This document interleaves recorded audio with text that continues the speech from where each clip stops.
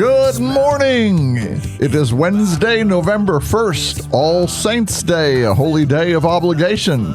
This is the Red Sea Roundup. I'm your host, Deacon Mike Beauvais. And as always, we have a great show planned for you this morning.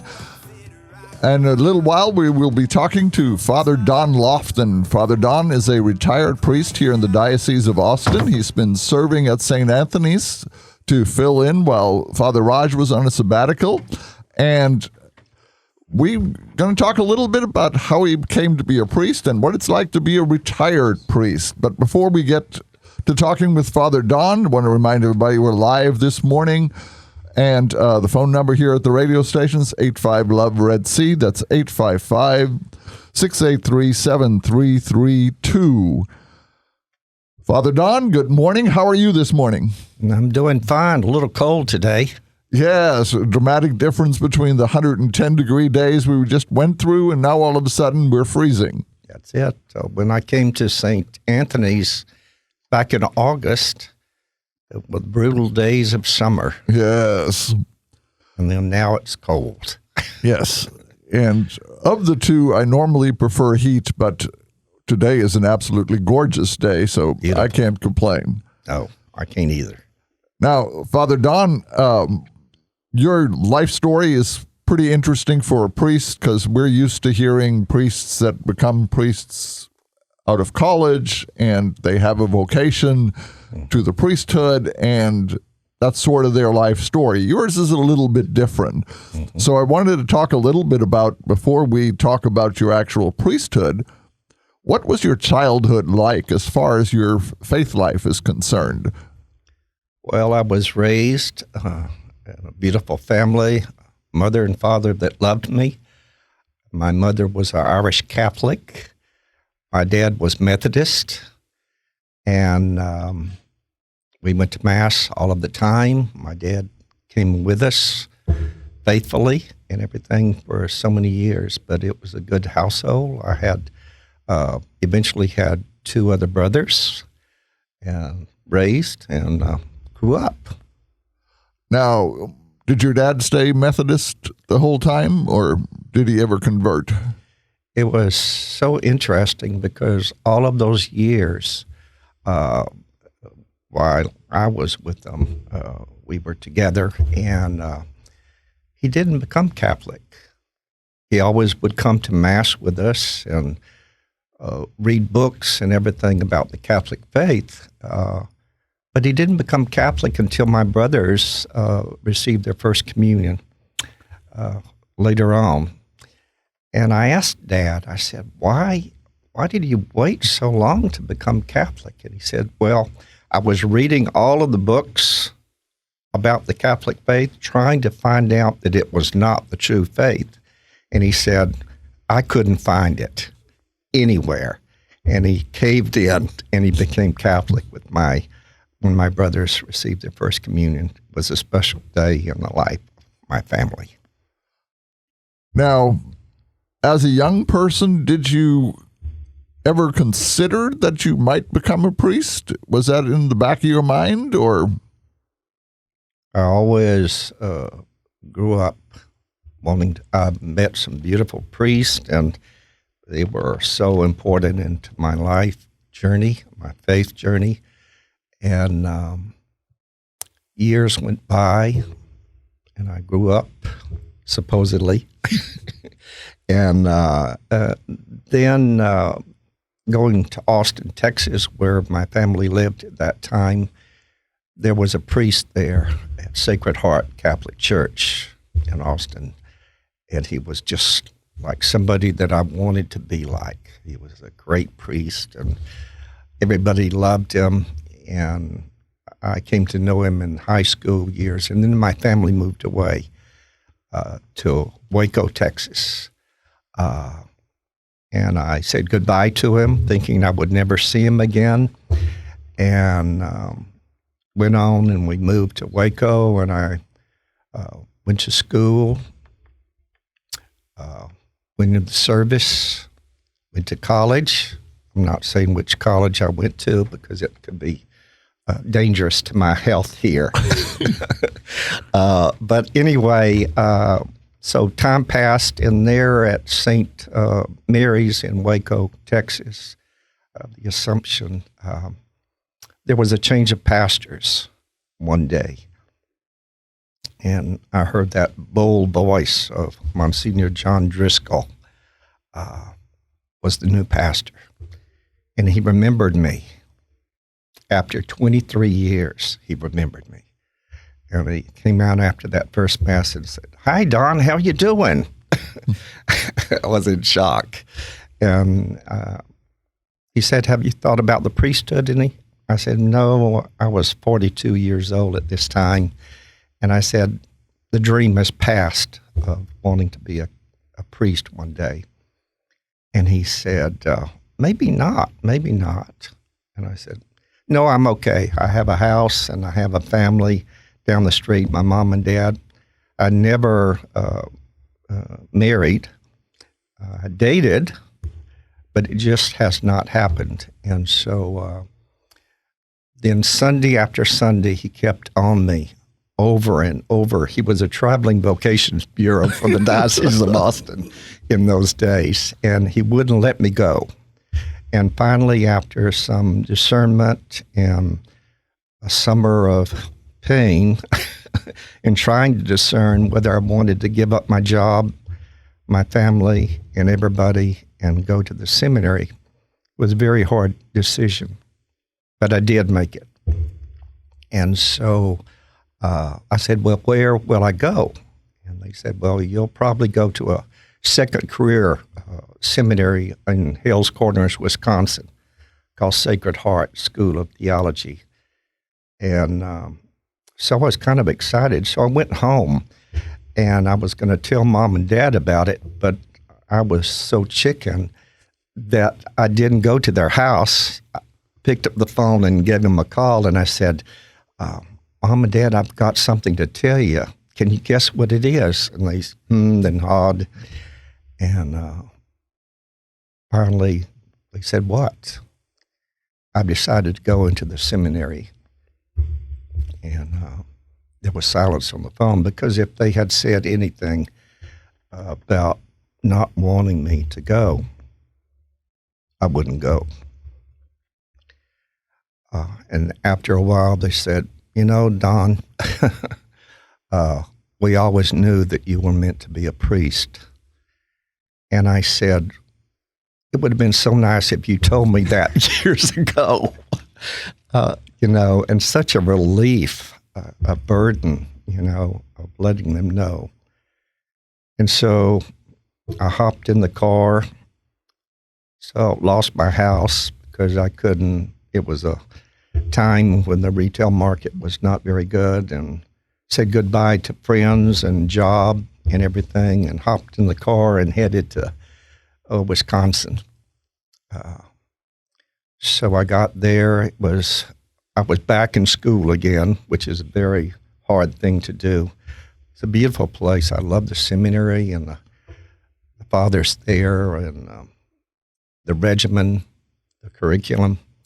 Enjoyed it. So the first semester when I was there, I got word from home about Monsignor, and he was dying of cancer. The same priest that I had said goodbye to back in the summer, and it just hit me hard. So I flew back to Waco. It was Christmas time, and I went over to the rectory, and he was sitting in a wheelchair with tubes all over the place, and we talked through the night. And I said, "You know, Monsignor, I just don't know if I want to continue."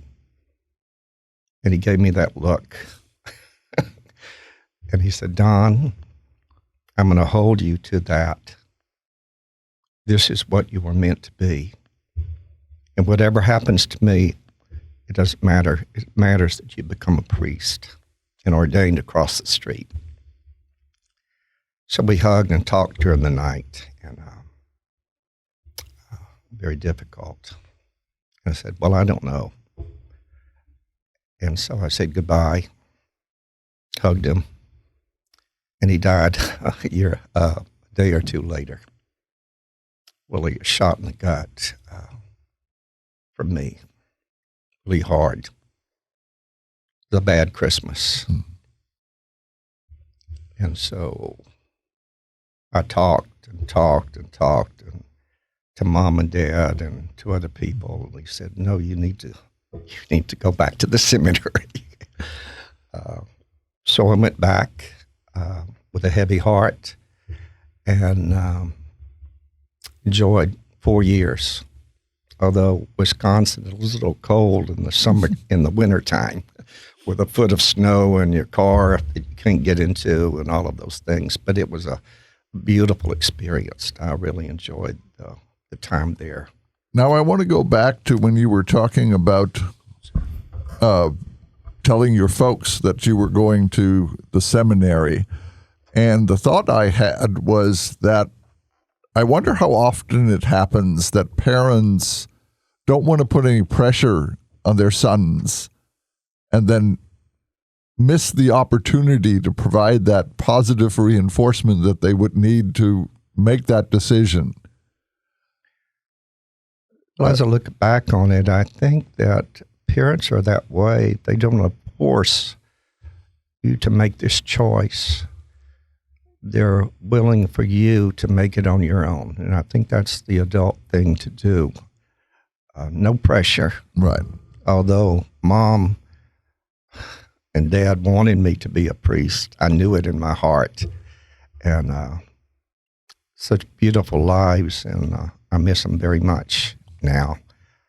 But they're still around, yes, looking down and on this All Saints Day. And I think they're happy for me at this time in my life. I want to remind everybody you're listening to the Red Sea Roundup. My guest this morning is Father Don Loftin, a priest in the Diocese of Austin. And you had mentioned that you were in the military. How easy was it for you to continue your faith life in the military, going to Mass and your prayer life and things like that? It was good, because my faith was so important in the years in the service. Although it was a difficult time, any time, especially basic training, was not the most exciting time in my life. But even then, to go to Mass in the chapel there, wherever I went. And one day I was sitting in Altus Air Force Base waiting for my orders because that was the time when most of my friends and buddies were going to Vietnam. And so I had, just said that this was going to happen in my life too. One day, of all places, I was sitting at the swimming pool that day in Oklahoma, enjoying myself. And they came in and they said, "You've got your orders. You need to go to the orderly room." And I said, "Okay, this is it." Oh, Lord, help me. And I walked in the orderly room and I was waiting for them to tell me. And they told me, they said, Misawa Air Force Base. That didn't sound like it was Vietnamese. And I said, "Where in the heck is Misawa Air Force Base?" And it's in northern Honshu, Japan. And I said, wow. And so the Lord was with me. And so I went to Japan for 4 years, and it was hard to be away from family and friends during that time. But the faith was so important, and I got to go to a lot of masses in Japanese. A good experience for me, and my faith continued strong with that priesthood in the back of my mind always. And so I came back and started to work in Waco, Texas for 18 years until that priest came back into my life again. Now, what path did you follow in college as far as education? It was mainly arts and sciences, because at that time, during the 60s, there were a lot of things going on in people's lives, and I didn't know exactly what I wanted to do with my life, even then. And so, but still my faith life prompted me ahead, not losing hope. But as I grew older and older and came back and went to work, it was strong, like the Lord was prompted me to places, although I couldn't figure out where in the heck I was going. Now, what did you do for those 18 years in Waco? I was a materials manager for a utility company, of all things, in Waco. It was a good job. I enjoyed it. And after 18 years is when this transpired, this change in my life. And I remember at the place that I was working at one day when I told them, and this place was basically a Church of Christ and Baptist that I worked with. And I remember one day they had a party for me there in my office, and they had, "Good luck, Father Don." And I said, wow. From these people that knew and I'd worked with, and they knew I was Catholic and strong Catholic, and they were so happy for me that I had finally made a decision in my life. So they wished me well, and I left. I think this is one of the things that is so exhilarating in our relationships with people, is if we have a good relationship with someone, even if they don't understand the path we're on, they're going to be supportive. I remember going into my boss's office to tell him I wanted to go into formation to be a deacon. Mm-hmm. And he was excited for me in spite of the fact he wasn't Catholic, and he probably didn't know what this meant. No. And so I am so impressed with,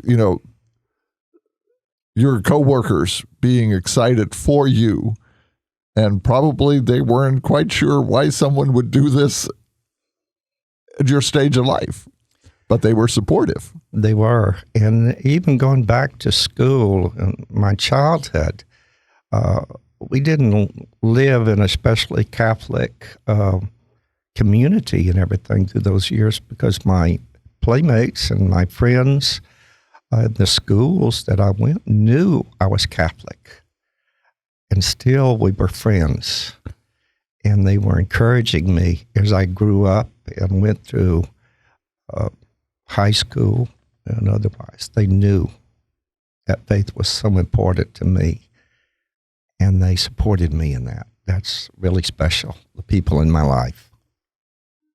And I think that's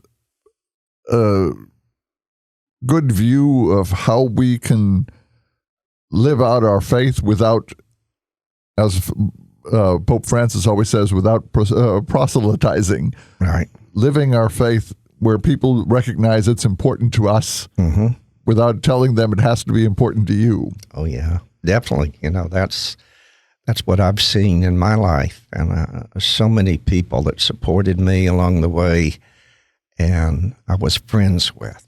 And in spite of our differences and our faith and everything, no, I didn't put the Catholic Church up on the top and, look down on other people. They were my friends.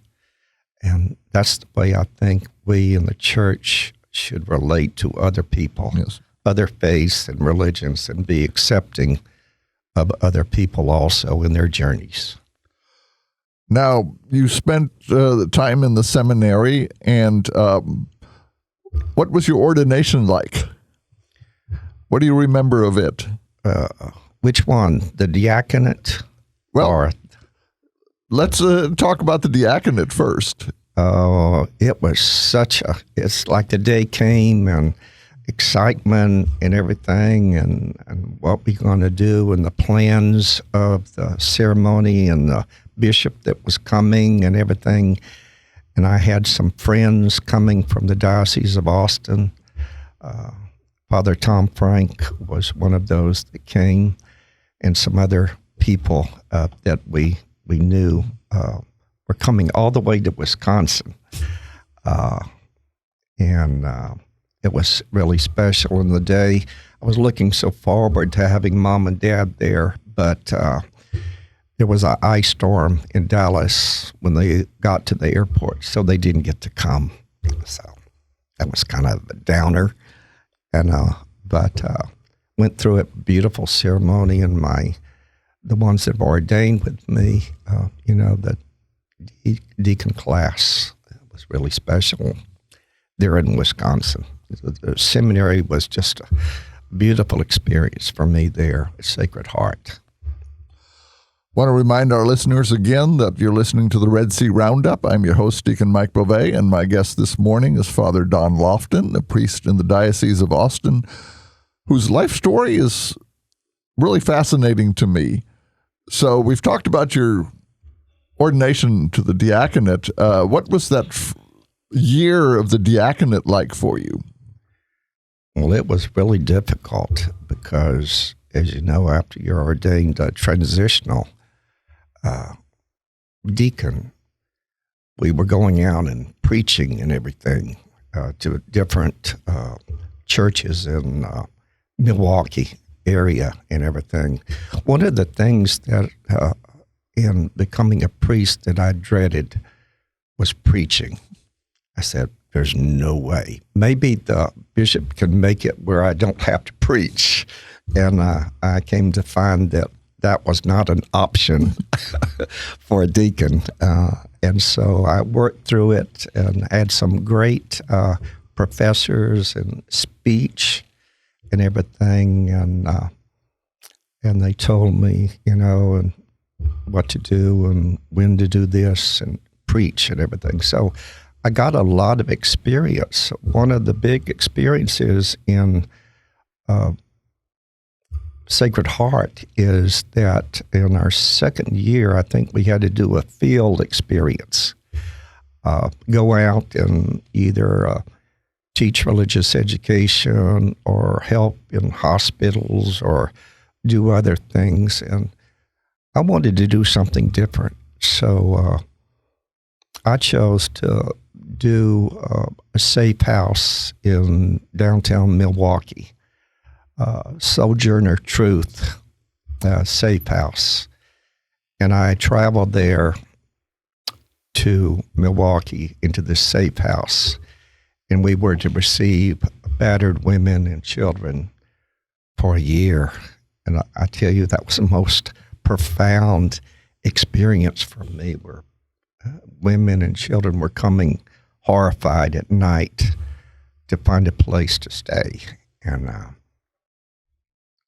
we played with the children there and tried to get their minds off of their problems and their mothers, and worked with them to provide a safe environment. That was for a whole year, and it was the most profound thing in my seminary training. And it gave me a sense of how to go out to people that were suffering and battered, and gave me a sense of what to do to help them get through their journeys. So it was a good experience. Now, after your year in the transitional diaconate, you were ordained. Were you ordained here in Austin? No, I was ordained at the place where I met Monsignor Driscoll at St. Mary of the Assumption in downtown Waco. What a great day. I was so nervous. I couldn't sleep for that great day in my life. And also the ghost of Monsignor was ever present on that day. at my ordination, and I think he was there. Bishop McCarthy ordained me. That was back May 7th, 1994.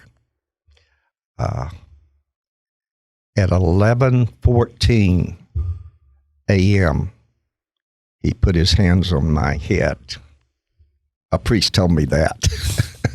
So that made it official. Yes. At that time. But it was so good to be back in that church with my friends and my mom and dad and my brothers and everything. It was a beautiful day. Still, it was like I was in a cloud. The cloud of the unknowing. Yes. Well, I remember my ordination to the diaconate and that sense of now what? Because you build up to this moment and then you know God has a plan for you, but he doesn't tell you what it's going to be. No, it's just like you're wondering where to go next. And I know Bishop McCarthy met me a few days before my ordination, and he said, "Dawn, guess you want to know where you're going."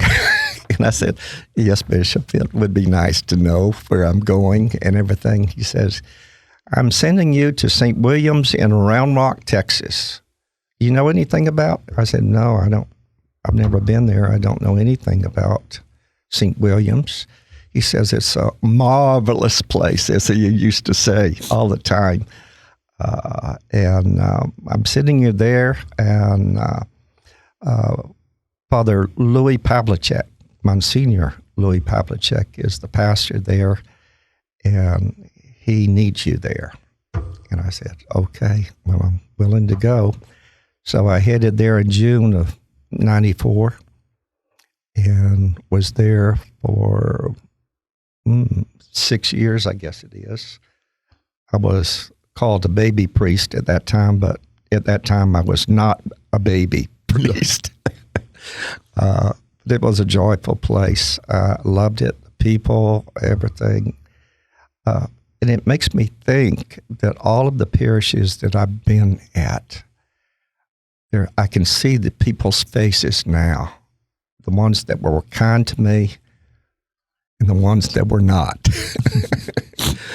and they helped me on my journey of the priesthood so much because they were willing to put up with me, with my weaknesses and my failings and my good points. There were a few of those in life. And so I was sent to St. William's, and then I was sent to St. Jerome's in Hewitt, Texas. And then I was sent to St. Luke's in Temple, Texas. And then I was sent to St. Mary in Lago Vista for a few years. And then in 2018, I decided to retire. And I didn't want to retire, but it was a bad time. My mother had just died, and other things in my life weren't going the way that I wanted it to go. And so I decided to retire at 70.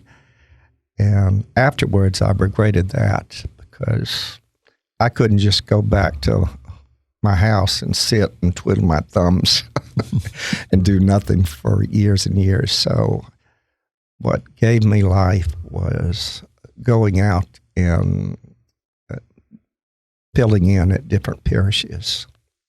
So there's been beautiful years. Now, back to your first few years at St. William's and being a young priest, what are the things that stand out that were the most pleasant surprises about being a priest? Oh, wow. You know, when you mentioned I was young, I can't remember that far back. But it would have to be the people. It would have to be the sacraments. It would have to be when I baptized. It would have to be when I did first communions and weddings and funerals. All of those little, and confessions, don't forget that, although they've been trying at times.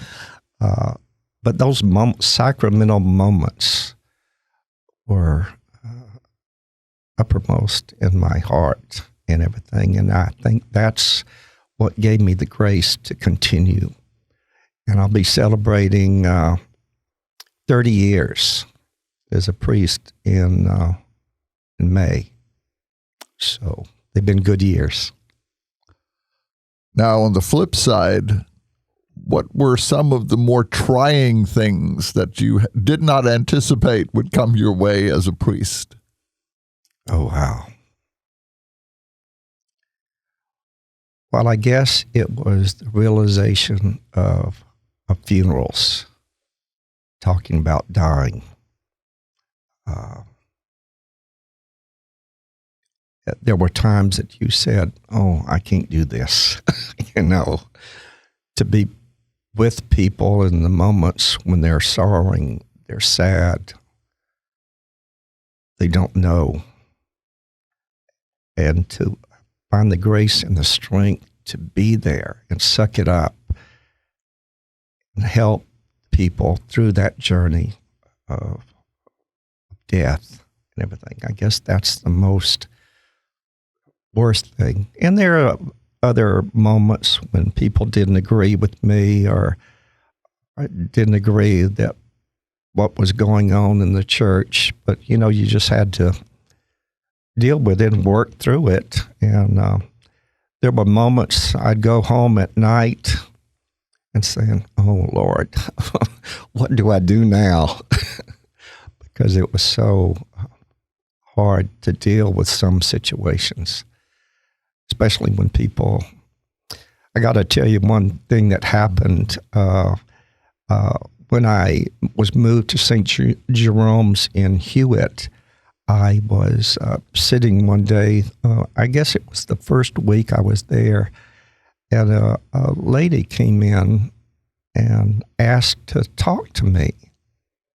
And it was before Mass. And I said, oh, what could she be? Maybe she was going to praise me or welcome me to to St. Jerome's. And so we sat down in my office, and she looked at me in the eyes, and she said, I don't like you. I was stunned. I hadn't been there but a week.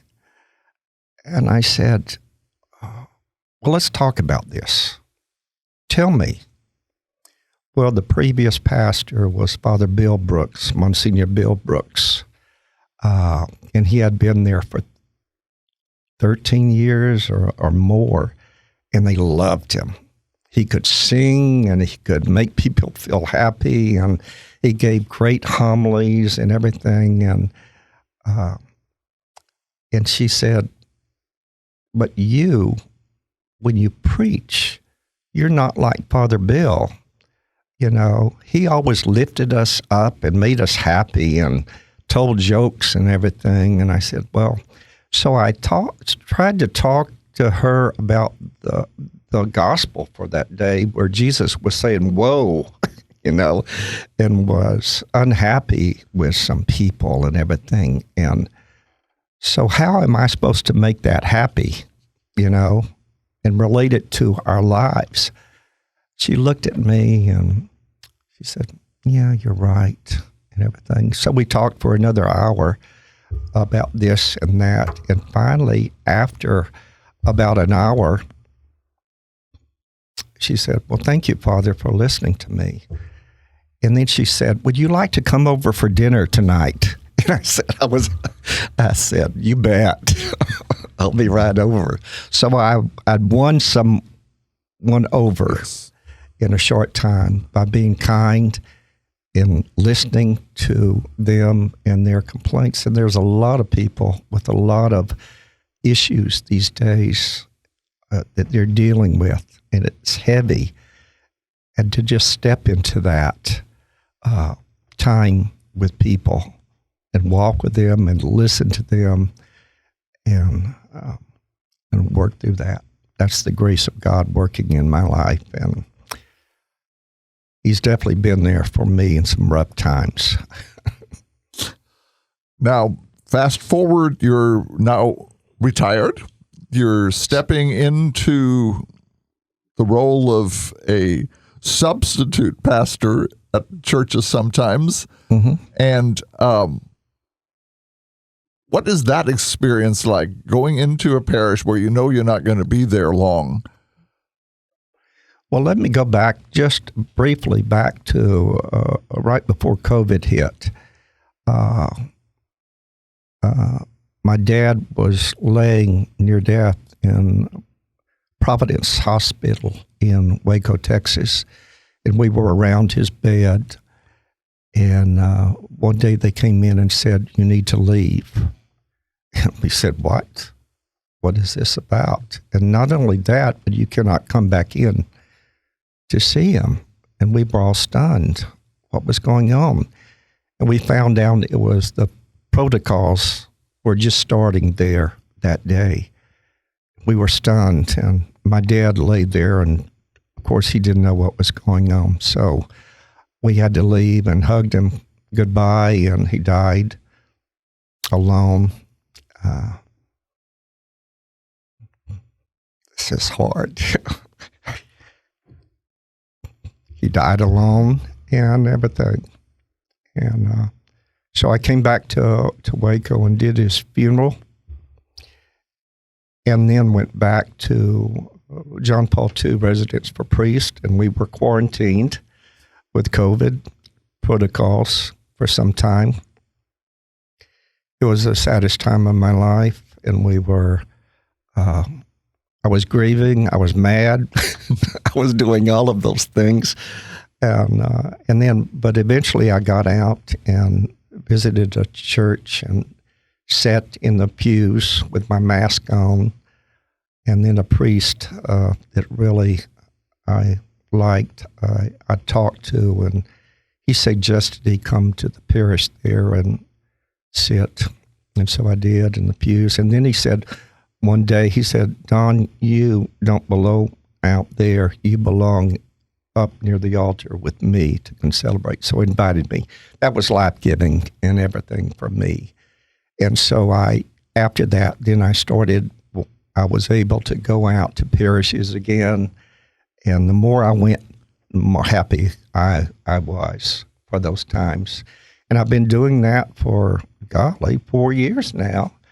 And people still want me back in the parish over and over again. It's amazing, how I started and how I ended. And I hope I haven't ended yet. There you go. Now, back to the question that I was going to ask before you talked about the most difficult time about, especially COVID, and I don't want to talk about that. That still drives me crazy, the lack of sacraments due to this. But when you step into the role of substitute pastor, what has been your experience of your reception from the community? Oh, people are overwhelmingly welcoming and everything, and even asking me to stay. And I said, you need to talk to somebody else about this. But being there, and I tell people when I come, I said, the only way I'm going to get to know you is if you invite me out to dinner. And so I'm invited out to dinner and meet with families and come to know them better and everything. And so that's been a joy. These days, my family is strewn to the wind. Mom and Dad are gone. So the only people I have are the people that I visit with in the parishes, and they're my family now. And the people that you meet as a priest, substitute priest or that, how much of a family atmosphere do you feel even when you step in for a short period of time? Oh, it's just a great occasion to sit down with families and even do funerals and the sacraments and everything. It's just a great joy that comes, and I can't think of anything that I would rather be doing with my remaining years is to being with the people. I'm not too good at sitting in my apartment reading books day after day after day. So with the people, they're everything. Father Don, you're probably not going to believe this, but we are down to just a minute in the interview. Well, I could go on for another 3 or 4 hours if you would like. I am not doubting that for a moment, but sadly, we're going to have to take a break in about 30 seconds or so. So I want to thank you very much for coming on. I think that your story is fascinating for our listeners because usually we, are used to young priests coming into the parish, and you came in the middle of your life. But I find it fascinating that the call was there from the very beginning. It just wasn't expressed until God wanted it to be. Well, you don't have to keep saying young. That was a long time ago. Yes.